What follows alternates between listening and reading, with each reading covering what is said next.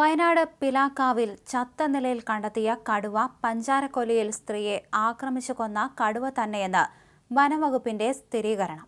ചത്തത് 7 വയസ്സ് പ്രായം തോന്നിക്കുന്ന പെൺകടുവയാണ്. ഈ കടുവ തന്നെയാണ് രാധയെ ആക്രമിച്ച് കൊലപ്പെടുത്തിയത് എന്നാണ് നിഗമനം.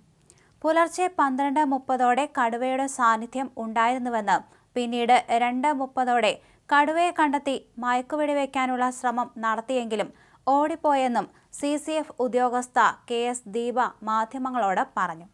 പിന്നീടാണ് കടുവയെ ചത്ത നിലയിൽ കണ്ടെത്തിയത്. ശരീരത്തിൽ മുറിവുണ്ട്. പോസ്റ്റ്മോർട്ടം ചെയ്താൽ മാത്രമേ കൂടുതൽ വ്യക്തത വരികയുള്ളൂവെന്ന് KS ദീപ പറഞ്ഞു. ആഴത്തിലുള്ള മുറിവാണ് കടുവയ്ക്കുള്ളത്.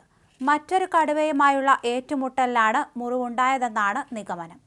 വീടിന്റെ ഭാഗത്താണ് കടുവയെ ചത്ത നിലയിൽ കണ്ടെത്തിയതെന്നും ഈ പ്രദേശത്ത് നിന്നു തന്നെയാണോ മറ്റൊരു കടുവയുമായുള്ള ഏറ്റുമുട്ടൽ ഉണ്ടായത് എന്നതിൽ വ്യക്തതയല്ലെന്നും അരുൺ സഖറിയ പ്രതികരിച്ചു. കടുവയുടെ ശരീരത്തിലെ മുറിവിന് പഴക്കമുണ്ട്. അതിനാൽ മുറിവുണ്ടായ ശേഷം ഈ പ്രദേശത്തേക്ക് എത്തിയതെന്ന സംശയത്തിലാണ്.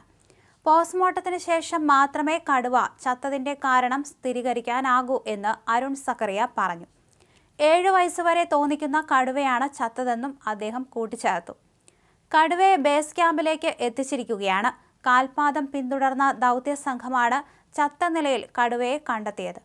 കടുവയെ കണ്ടെത്താൻ സ്ഥാപിച്ച ക്യാമറകളിലും കടുവയുടെ സാന്നിധ്യം വ്യക്തമായിരുന്നു. അതേസമയം പഞ്ചാരക്കൊല്ലിയിലെ നരഭോജി കടുവ ചത്തത് ജനങ്ങൾക്ക് വളരെയധികം ആശ്വാസമാണെന്ന് വനമന്ത്രി AK ശശീന്ദ്രൻ പ്രതികരിച്ചു. ചത്തെങ്കിലും വനംവകുപ്പ് കടുവയെ പിടികൂടാൻ നടത്തിയ വെല്ലുവിളികൾ നിറഞ്ഞ ശ്രമത്തെ അഭിനന്ദിക്കുന്നു. പഞ്ചാരക്കൊല്ലിയിലെ ജനങ്ങൾക്ക് ആശ്വാസമായി ഉറങ്ങാൻ കഴിയട്ടെ എന്ന് ആശംസിക്കുന്നു. കടുവയുടെ സാന്നിധ്യം സ്പോട്ട് ചെയ്ത വയനാട്ടിലെ മറ്റ് 3 സ്ഥലങ്ങളിൽ ടാസ്ക് ഫോഴ്സ് സ്പെഷ്യൽ ഡ്രൈവ് തുടരുമെന്ന് അദ്ദേഹം അറിയിച്ചു. വയനാട് ജില്ലയിൽ 3-4 ഇടത്ത് കടുവയുടെ സാന്നിധ്യമുള്ളതായി നാട്ടുകാരെ ഉദ്ധരിച്ച് മാധ്യമങ്ങൾ റിപ്പോർട്ട് ചെയ്തിട്ടുണ്ടെന്നും അവിടെയാണ് പരിശോധന തുടരുകയെന്നും അദ്ദേഹം അറിയിച്ചു. അതിനായുള്ള ക്രമീകരണം നടത്താൻ ജില്ലാ കളക്ടറോടും CCFനോടും ആവശ്യപ്പെട്ടു. ഒന്നിലും 100% പരിഹാരം പ്രതീക്ഷിക്കരുത്.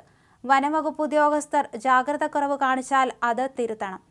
നേരത്തെയുണ്ടായ അനുഭവങ്ങൾ സാക്ഷ്യപ്പെടുത്തിയാണ് ഇപ്പോഴും ജനം വനംവകുപ്പിനെ കാണുന്നത്.